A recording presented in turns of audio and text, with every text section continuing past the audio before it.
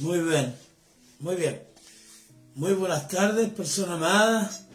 Soy el pastor Francisco Escaras de Vergara, de la Iglesia Centro Cristiano Internacional, Iglesia de Valparaíso del Dios Viviente, que es columna y baluarte de la verdad. Estamos ubicados en la calle San Ignacio número 780 en la ciudad de Valparaíso, frente al apóstol adulto del Hospital Carlos Van Buren.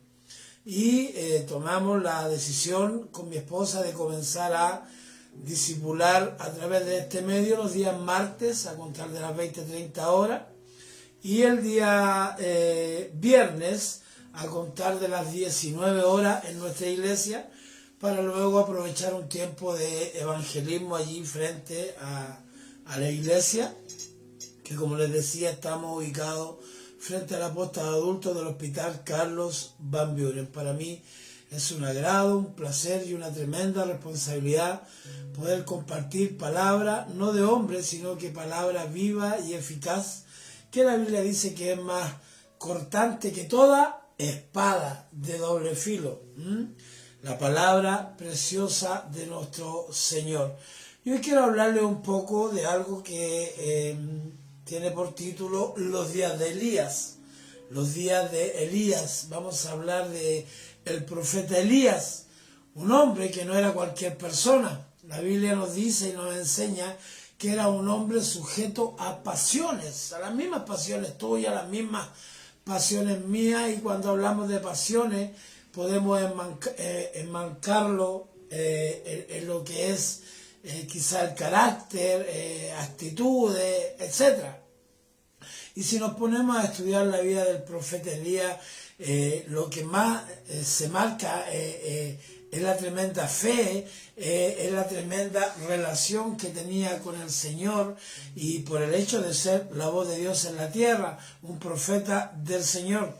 Y dice el libro de Malaquías, en el capítulo 4, en el verso 5, he aquí, yo os envío el profeta Elías, antes que venga el día de Jehová, grande y terrible. Aquí está hablando la preciosa palabra del Señor, que Él enviará al profeta Elías. Y el libro de Malaquías es el último libro del Antiguo Testamento, ¿verdad? Entonces tenemos que sacar por conclusión de que está hablando que el Señor va a enviar a Elías antes de la parucía, antes de la venida secreta del Señor, antes de que sucedan cosas grandes y terribles.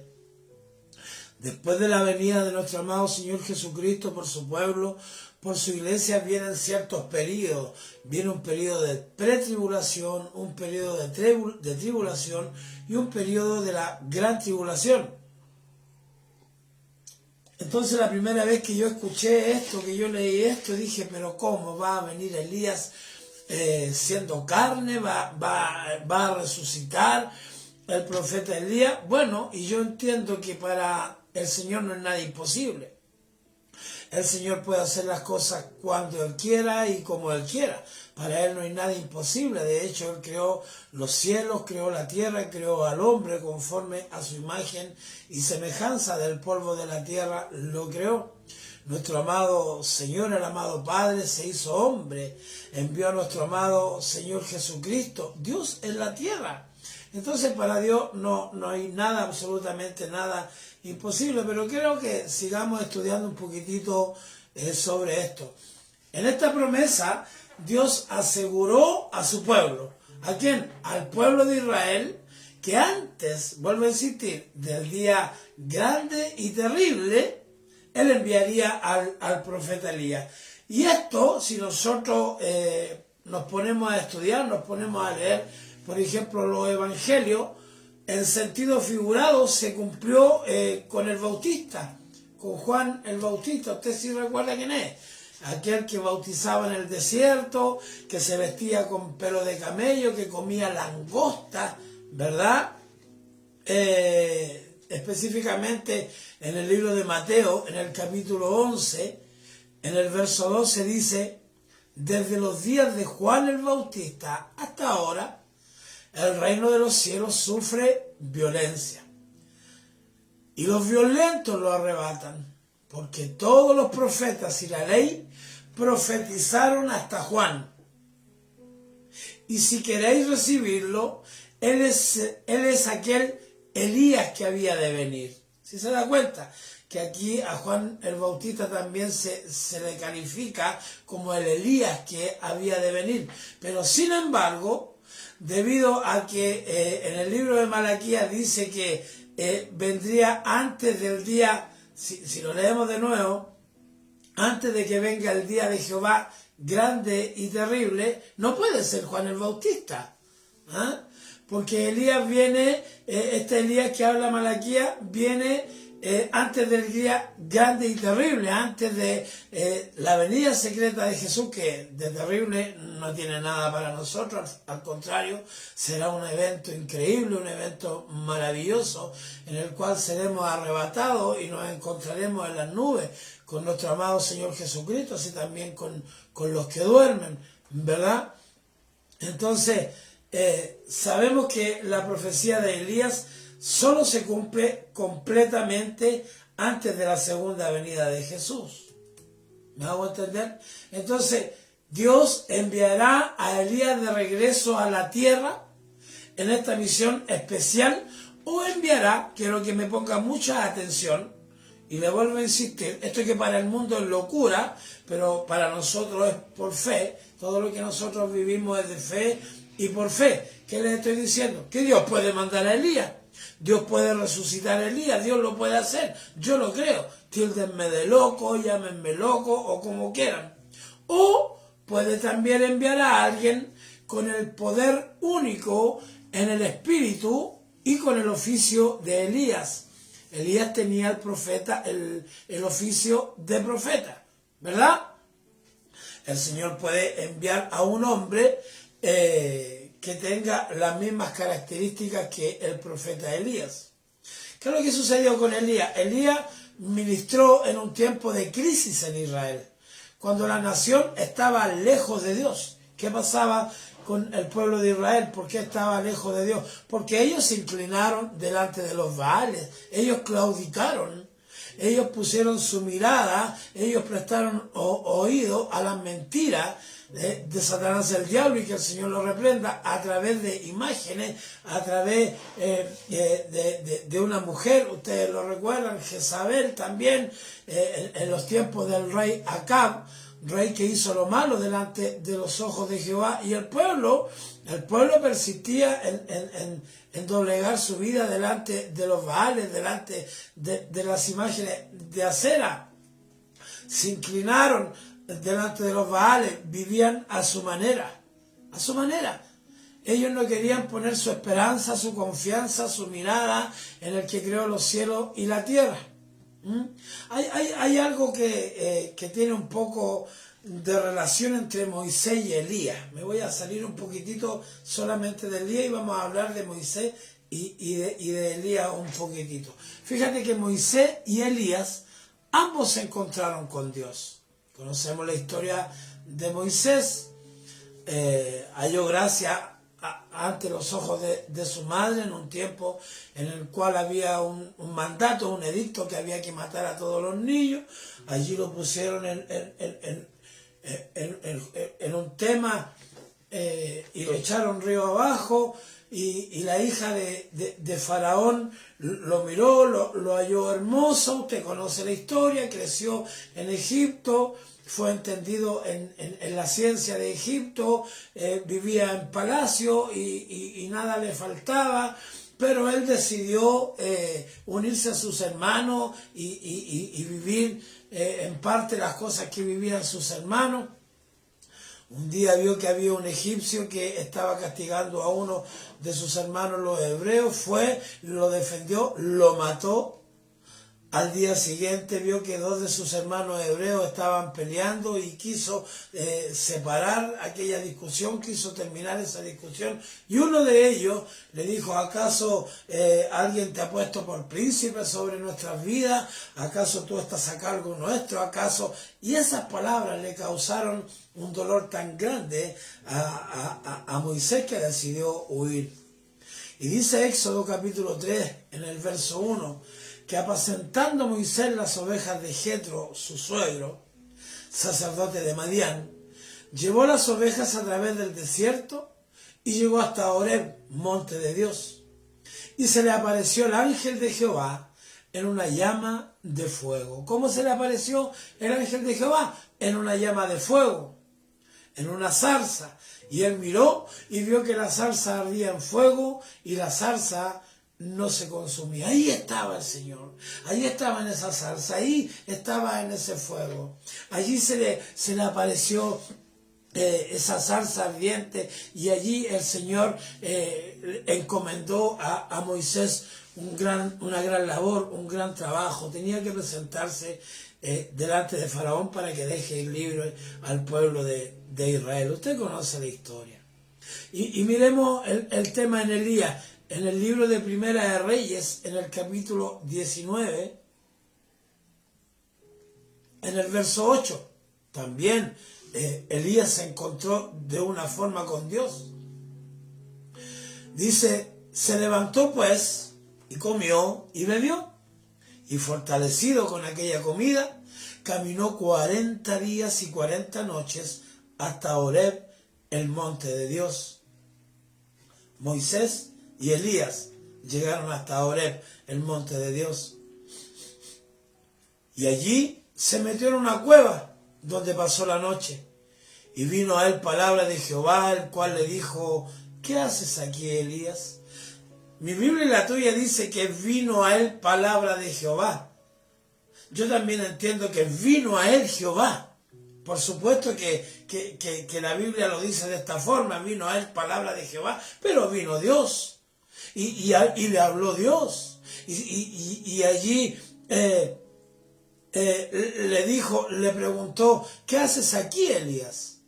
Y él respondió, he sentido un vivo celo por Jehová, Dios de los ejércitos, porque los hijos de Israel han dejado tu pacto, han derribado tus altares y han matado a espada a tus profetas, y solo yo he quedado, y me buscan para quitarme la vida.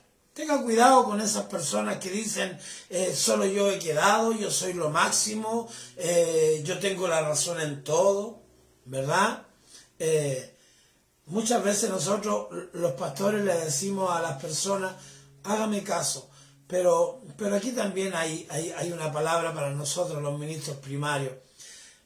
Tenemos que tener humildad. Cuando Dios le dé una palabra a usted para alguien, entréguela con humildad, no con una palabra, tienes que obedecerme porque yo te digo, porque a mí Dios me habló. No, tiene que ser con humildad. Tenemos que entregar palabra de Dios con humildad. Han derribado tus altares, han matado a tus profetas, y solo yo he quedado. Y lo peor, que lo buscaban para matarlo. Moisés y Elías se encontraron con Jesús también en el monte de la transfiguración. ¿Sí se acuerdan? El libro de Mateo, en el capítulo 17, desde el verso 1 dice, 6 días después, Jesús tomó a Pedro, a Jacobo y a Juan, su hermano, y los llevó aparte a un monte alto, y se transfiguró delante de ellos, y resplandeció su rostro como el sol, y sus vestidos se hicieron blancos como la luz. Y aquí les aparecieron Moisés y Elías hablando con él. ¡Wow! Dios, hermano amado, iglesia amada, persona amada que me está escuchando, trata con su pueblo. Trata con su pueblo. Cuando leímos en el libro de Malaquías que el Señor dice, yo os envío al profeta Elías antes de que venga el día grande y temible,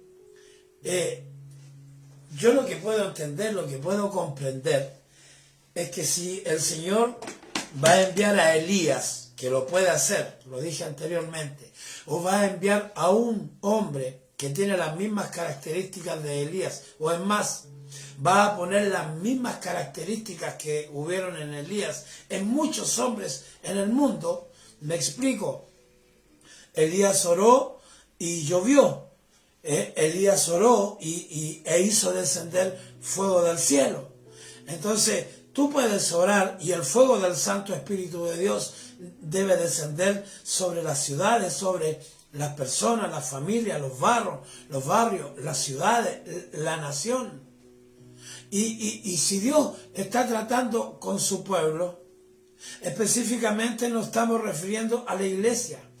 En la iglesia del Señor, fíjate bien, no puede haber miedo, no puede haber terror, no puede haber adormecimiento, no puede haber conformismo, no puede haber liviandad. En la iglesia del Señor no pueden haber personas que estén claudicando, que tengan un corazón dividido.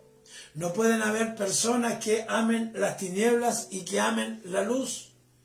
No debiera ser así, pero lamentablemente es así. La palabra del Señor dice que por haberse multiplicado la maldad, el amor de muchos se enfriará. Y no se está refiriendo a las personas del atrio, a las personas del mundo, porque las personas del mundo ya están frías.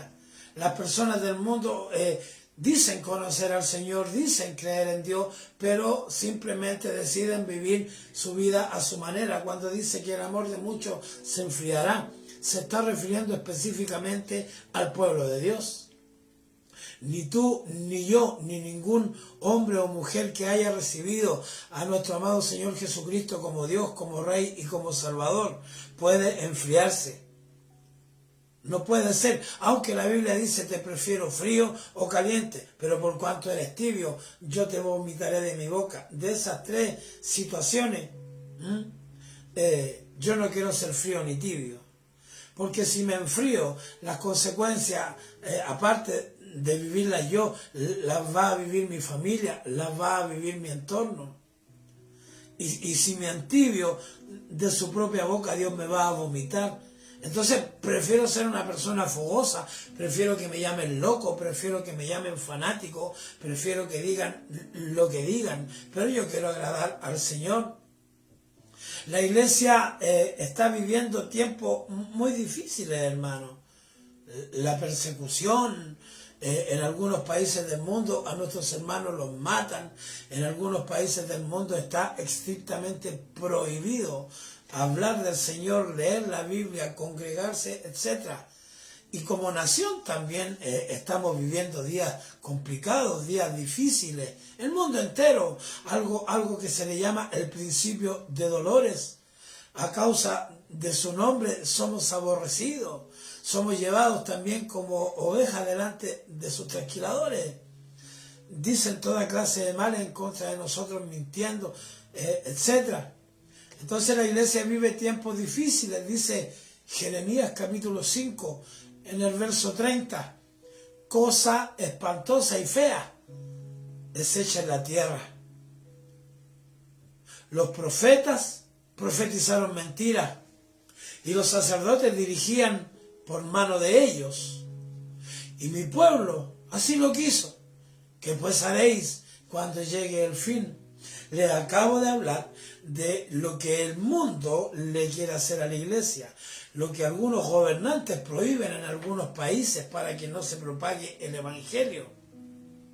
Los dedos acusadores, las palabras mentirosas, pero aquí el libro de Jeremías está hablando de una cosa espantosa, fea, hecha en la tierra, pero específicamente en las iglesias, en algunas iglesias. Que el Señor nos libre, que el Señor nos ayude, que el Señor nos guarde. ¿Y cuáles son esas cosas feas, espantosas? Que los profetas, y muchos profetas o pseudo profetas, o muchos que dicen ser profetas, profetizan mentiras. Dicen, así dice el Señor, y el Señor no ha dicho nada. Que muchos profetas o pseudo profetas o falsos profetas se quieren aprovechar de las personas, quieren hacerse de un nombre, quieren hacerse famosos, etc. Es más, dice Jeremías, y los sacerdotes dirigían por manos de ellos. Si alguien tiene que dirigir la iglesia, ese es el Santo Espíritu de Dios. El hombre no puede dirigir con sus manos la iglesia del Señor. No podemos innovar, un día lo vamos a intentar de esta forma, otro día lo vamos a intentar de esta forma. Tenemos que oír la voz de Dios y tenemos que obedecer al Señor. Y lo peor que después de el punto y coma dice, y mi pueblo así lo quiso. Yo no sé, hay un dicho que dice, ¿de quién es la culpa? Usted sabe. Y no es que esté comparando al pueblo de Dios con cerdo, pero la culpa ¿es del chancho o del que le da el afrecho? ¿Ah? ¿De quién es la culpa? ¿Del que lo acepta o del que lo dice? Ahora dice, pues ¿qué haréis cuando llegue el fin? En los momentos antes, en los segundos, en las milésimas de segundo antes de la venida de Jesús, si nos encontramos escuchando mentiras, si nos escuchamos, si estamos en iglesias que son dirigidas por hombres, si estamos poniéndole nuestro oído a palabras mentirosas, a fábulas, entonces ¿qué sucederá cuando llegue el fin? No confrontamos con el pecado. La gran mayoría de las personas hoy día no quieren confrontar el pecado.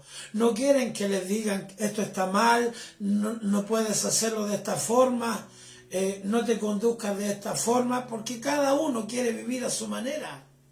Pero un hombre o una mujer llenos del Santo Espíritu de Dios siempre van a saber, siempre van a aceptar y siempre van a dejarse dirigir por el Santo Espíritu de Dios. Debemos comportarnos como obreros aprobados, que no tienen de qué avergonzarse, ¿verdad? Que saben trazar bien la palabra del Señor. ¿Qué es lo que tiene que hacer un obrero? ¿Cuál es la misión de un buen obrero? La Biblia dice, guardaos de los malos obreros, guardaos de los perros, guardaos de los mutiladores del cuerpo.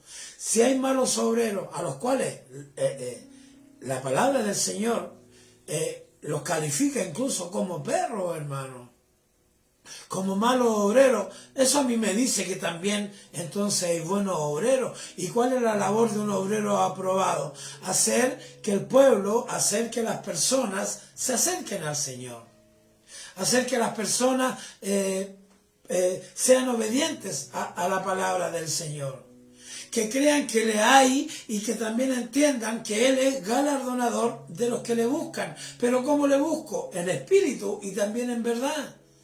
El libro de Romanos nos enseña que debemos vivir en el Espíritu, andar en el Espíritu, no satisfacer los deseos de la carne, porque los deseos de la carne se chocan, no tiene relación la luz con las tinieblas, no puede fluir por una misma fuente agua dulce y agua salada. El libro de Primera de Reyes, en el capítulo 18, en el verso 24 dice, invocad luego vosotros el nombre de vuestros dioses. ¿Sí se acuerda la historia? Elías y los profetas de Baal. Allí había que mostrarle al pueblo cuál era el único y verdadero Dios, el que hiciese descender fuego del cielo. Fuego del cielo. ¿Qué es lo que hizo Elías después de que levantó ese altar? Hizo que se haga una zanja alrededor del altar y hizo poner agua alrededor de la zanja y agua sobre el altar. Pedían fuego del cielo, que descienda fuego del cielo y él estaba mojando el lugar, él estaba poniendo agua en el lugar. Y yo invocaré el nombre de Jehová, y el Dios que respondiere por medio de fuego, ese sea Dios. Y todo el pueblo respondió diciendo, bien dicho. Y allí los profetas de Baal cortaban sus brazos, saltaban, gritaban, esperando que su Dios o sus dioses hiciesen descender fuego del cielo. Allí estaba Elías también burlándose de él, de aquello. Eso Dios no lo aprueba, hermano. No tenemos que burlarnos de las personas que profesan otra religión. Si nosotros decimos, entendemos y creemos que hemos conocido la verdad y que esa verdad nos ha hecho libre Y si sabemos y entendemos que nuestras almas no son carnales, sino que son poderosas en Dios, como la oración, el ayuno, la intercesión, lo que tenemos que hacer es orar por aquellas personas que están erradas, hermano. Pero Elías se burlaba. Elías se reía de ellos. Bueno, más adelante tuvo que vivir una situación tremenda, escondido allí en una cueva, deseando prácticamente la muerte. Elías es una de las personas que podemos ver en la Biblia que cayó en lo que hoy se llama la depresión, deseos de no vivir. Después de haberle cortado la cabeza a más de 450 profetas de Baal, después de haber hecho tremendas proezas, deseaba la muerte, hermano. Por eso que partí diciendo que era un hombre sujeto a pasiones, como tú y como yo. La iglesia del Señor debe tener hombres, mujeres, jóvenes, niños con visión, hermano, con visión, con palabra. En la iglesia del Señor debe haber profecía. Cuando no hay profecía, el pueblo se desenfrena. Cuando no hay verdad, las personas se desenfrenan. Cuando las iglesias son dirigidas por mano de hombre, el pueblo se desenfrena. Cuando las personas se molestan, cuando las personas se enojan por las palabras que van a salir de la boca de hombres, mujeres, jóvenes, incluso niños, hermano, palabra del Señor, y las personas se inquietan, se molestan, es porque esa palabra se está haciendo vida en esa persona. Aun si un niño pusiesen delante de tu vida, a ese niño tienes que escuchar, hermano. Palabra de Dios, viva, eficaz, más cortante que toda espada de doble filo. Amén. Dios trata con su pueblo, pone reyes y sacerdotes de Dios y quita los falsos. Tú y yo somos reyes y sacerdotes, somos una nación santa, somos un real sacerdocio, somos un pueblo adquirido por Dios y a precio de sangre, con un motivo. ¿Cuál es ese motivo? ¿Por qué fuimos adquiridos? Para que podamos llevar, para que llevéis, para que anunciéis las virtudes de aquel que nos llamó de las tinieblas a su luz admirable.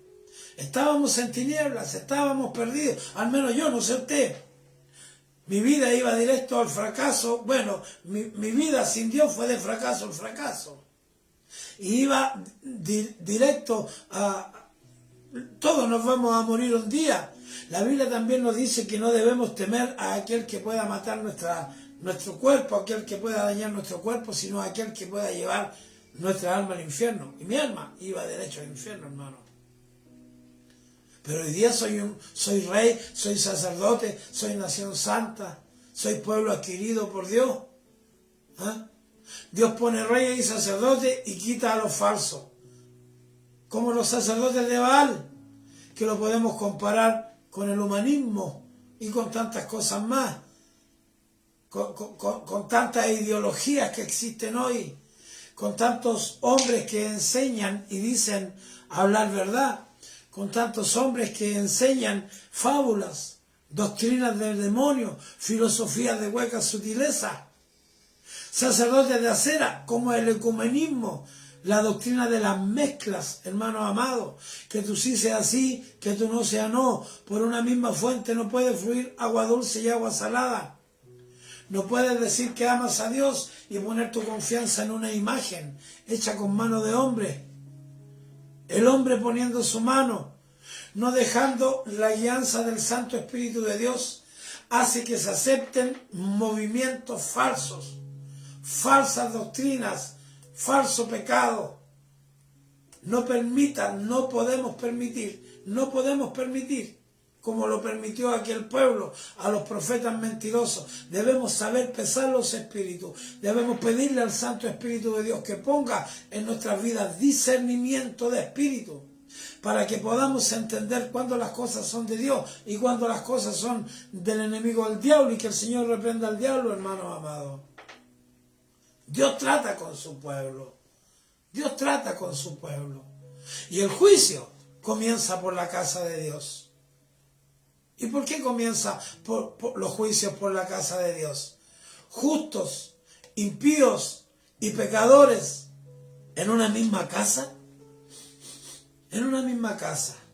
Es como un ejemplo que yo le puedo dar, quizás burdo. En una casa, el padre de la casa, un hombre esforzado, trabaja desde niño, se levanta muy temprano por la mañana para ir a trabajar. La mamá, una mujer hacendosa, una mujer esforzada, una mujer valiente. El hijo, delincuente, drogadicto, alcohólico, falta de respeto. Imposible. Imposible, allí hay un reino dividido, y un reino dividido contra sí mismo no prevalece, no prevalece. Por eso es que el juicio comienza en la casa de Dios. Justos, impíos, pecadores, bueno, todos fallamos, todos nos equivocamos, pero tenemos un abogado que está sentado a la diestra de Dios Padre, que intercede por nosotros, ¿verdad? Primera de Pedro 4:17 dice: porque es tiempo de que el juicio comience por la casa de Dios. Y si primero comienza por nosotros, ¿cuál será el fin de aquellos que no obedecen al Evangelio de Dios? Y si el justo con dificultad se salva, ¿en dónde aparecerá el impío y el pecador? Si fallamos, si nos equivocamos, si cometemos un error, pero estamos en la casa del Señor, pero creemos en el Padre, en el Hijo, en el Espíritu Santo, creemos en el sacrificio de Jesús, esa sangre preciosa derramada en la cruz nos va a lavar, nos va a limpiar, nos va a bendecir, nos va a sanar, el Santo Espíritu de Dios nos va a consolar, nos va a enseñar. Pero ¿y el impío, hermano? El pecador, que se pierdan esos hijos del diablo. No, hermano amado. No, no fuimos llamados para calentar un asiento en una iglesia, no fuimos llamados para jactarnos que somos cristianos, no fuimos llamados para andar con una Biblia debajo del brazo y cuando pasamos por a un lado del huérfano, de la viuda, del drogadicto, del alcohólico, del que vive en situación calle, del que vive en pecado, hacerle un desprecio. No, hermano, no. El Señor Jesucristo a ninguno de nosotros nos despreció. Él no desprecia a un corazón contrito y humillado. Él quiere aparecer y Él aparece al encuentro de nuestras vidas. Hombres y mujeres con vidas desordenadas. Quizá tú no viviste lo que vivió tu hermano, quizá yo no viví lo que vivió tal persona, pero en cada uno de nosotros había un tremendo vacío. Un tremendo vacío, que el único que lo puedo llenar se llama Jesucristo, Rey de Reyes, Señor de Señores. Dios trata con su pueblo, pero muchas veces menospreciamos, hermano. Abandonamos sus caminos, abandonamos su pacto, cambiamos el mover de adoración, derribamos altares. Somos indolentes al sacrificio en la cruz. Dice Primera de Reyes 19:9. Y allí se metió en una cueva donde pasó la noche, y vino a él palabra de Jehová, el cual le dijo: ¿qué haces aquí, Elías? Él respondió: he sentido un vivo celo por Jehová, Dios de los ejércitos, porque los hijos de Israel han dejado tu pacto, abandonaron sus caminos, han derribado tus altares, cambian el mover de la adoración, y han matado a espada a tus profetas, y solo yo he quedado, y me buscan para quitarme la vida. Muchas veces la iglesia del Señor no sabe decidir, decidimos mal, impulsados por lo almático, impulsados por el deseo del corazón engañoso. Claudicamos entre dos pensamientos, como estaba aquel pueblo en los días de Elías.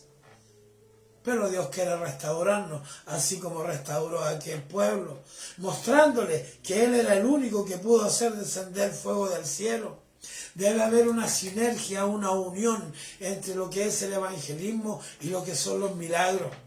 Tú y yo debemos ser personas con la capacidad de vivir de forma sobrenatural, de movernos en lo sobrenatural.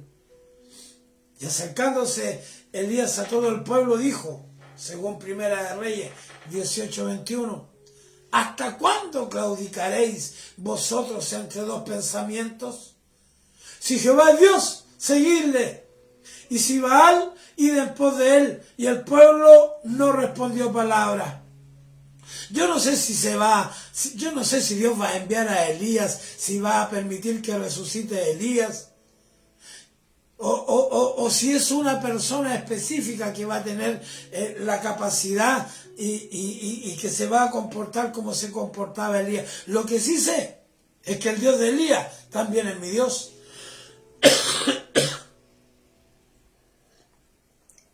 Lo que sí sé es que el Dios de Elías también es tu Dios.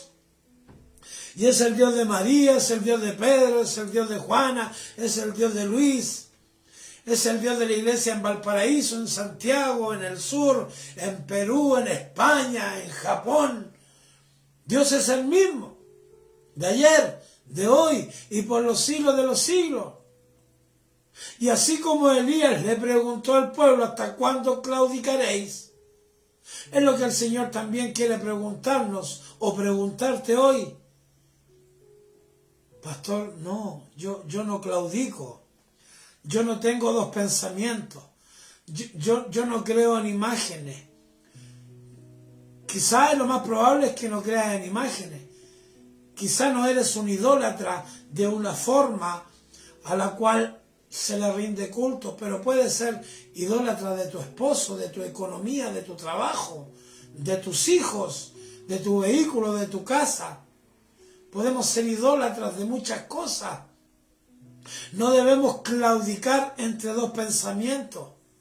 Si Jehová es Dios, bueno, entonces busquémosle en espíritu, busquémosle en verdad, creamos que tanto nos amó, que envió a su Hijo unigénito. ¿Para qué? Para que todo aquel que en él crea no se pierda, mas tenga vida eterna. Pero no claudiquemos, no seamos indolentes con el sacrificio de nuestro Señor Jesucristo en la cruz. ¿Sabe lo que hizo el pueblo? No respondió nada. ¿Sabe lo que hace mucho pueblo hoy día? No responde nada. No dicen nada. Muchos hoy quieren vivir su vida a su manera. Muchos hoy creen a Dios a su manera. Pero hay características de los días de Elías. ¿Y cuáles son esas características? Dígame usted si una de estas características ya la estamos viviendo. Apostasía. ¡Wow! Por supuesto que hay apostasía. Por supuesto que hay falsos profetas, falsos pastores, falsos maestros, falsos evangelistas, falsos apóstoles. Pero si hay falsos, también hay verdaderos. También hay hombres que son llamados no por hombre ni de hombre, sino que por Dios. También hay personas, hijos, ministros, que ponen su vida en favor del Señor. Características de los días de Elías: apostasía, corrección. A mí Dios me corrige. Yo no sé si a ti te corrige. O la pregunta mejor es, yo no sé si te dejas corregir. Confrontación de poderes. Por supuesto que hay confrontación de poderes. Es cosa de que tú camines por las calles de tu ciudad y ahí en un poste o en un árbol tú vas a leer un papel donde dice, señora Juanita, yo te puedo unir con esa persona. Si yo no te uno, ni Dios puede. Aleluya. Hombres que dicen tener poderes para sanar, hombres que dicen tener poderes para resucitar, hombres que dicen tener poder, hombres que dicen tener autoridad. Pero ¿cuál es la fuente de ese poder? ¿Cuál es la fuente de esa autoridad? No es Dios, hermano. No es Dios. Confrontación de poderes. Característica de los días de Elías. Arrepentimiento. Arrepentimiento. Las palabras de Elías, la función de Elías como profeta, la sinergia que hubo allí entre el evangelismo, la profecía, los milagros, es lo que hizo que el pueblo creyera que Jehová Dios, Rey de los ejércitos, el que creó los cielos y la tierra, era el único y verdadero Dios. Debe haber arrepentimiento para que haya también reconciliación. Y debe haber arrepentimiento, reconciliación, y allí Dios comienza a prepararnos para la venida gloriosa de nuestro amado Señor Jesucristo. El humanismo y el ecumenismo tienen por misión apartarnos de la verdad de Dios y de la gloria de Dios, por nombrar algo, hermano. Pastor, ¿qué es lo que es el ecumenismo y el humanismo? Estúdielo en su casa. Aproveche sus redes sociales. Aproveche de estudiar. Interiorícese en las cosas que estamos viviendo como mundo. Pídale al Señor discernimiento para que podamos entender, comprender cómo el enemigo, el diablo, y que el Señor lo reprenda, opera en los niños, en los jóvenes, en los adultos, a través de la televisión, de la música, etcétera, etcétera, etcétera. Colosenses 2:23 dice, tales cosas tienen a la verdad cierta reputación de sabiduría, en culto voluntario, en humildad y en duro trato del cuerpo, pero no tienen valor alguno contra los apetitos de la carne. El único que puede transformar al hombre es Dios, a través de la sangre preciosa del sacrificio maravilloso de nuestro Señor Jesucristo, consolarnos a través del Santo Espíritu de Dios. Pero las falsas doctrinas, las filosofías de hueca sutileza, los engaños, los falsos maestros, no tienen ningún valor alguno contra los deseos, contra los apetitos de la carne. No hay cambios en el hombre cuando se busca en doctrinas cerradas. Debemos levantar, hermanos amados, así como Elías, altar de adoración. Y en nuestro altar de adoración que levantemos delante de los pies de nuestro amado Dios, debemos poner zanjas alrededor. Debemos poner zanjas alrededor de nuestra tienda, de nuestra casa, de nuestra iglesia, para que el río de su Santo Espíritu nos conduzca, nos guíe a una vida plena en Cristo Jesús. Para que podamos ser besados por la boca de Dios, para que podamos ser consolados por el Santo Espíritu de Dios. Hermanos amados, yo no estoy diciendo que soy Elías, que el Señor me libre. Ni estoy diciendo que tú eres Elías, ni estoy diciendo que tal apóstol o que tal maestro o que tal profeta es Elías. Tampoco estoy diciendo que Elías ya está en la tierra. Pero les quiero decir que les quiero volver a insistir que el mismo Dios de Elías es nuestro Dios. Que la valentía que estuvo en Elías también debe estar en nosotros. Y que tienes que tener la seguridad que aunque vengan situaciones de conflicto, situaciones difíciles, momentos tristes, de vacío, momentos de soledad, momentos de angustia, el mismo que le dijo a Elías, ¿qué haces aquí, Elías? Te va a decir a ti, ¿qué haces aquí, Juan? ¿Qué haces aquí, Ana? ¿Por qué estás viviendo esta situación, Roxana? ¿Por qué estás viviendo esta situación, Pedro, Juan?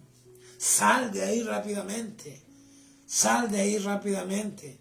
Debemos consagrarnos al Señor, debemos tener valentía, debemos arrepentirnos, debemos buscar del Señor en espíritu y también en verdad. Debemos predicar la palabra del Señor, debemos hacer obra de evangelista y estar muy, muy, muy atentos a lo que el Señor va a hacer, a lo que Dios se refiere a propósito de que Elías viene antes del día grande y terrible. Gracias, Señor.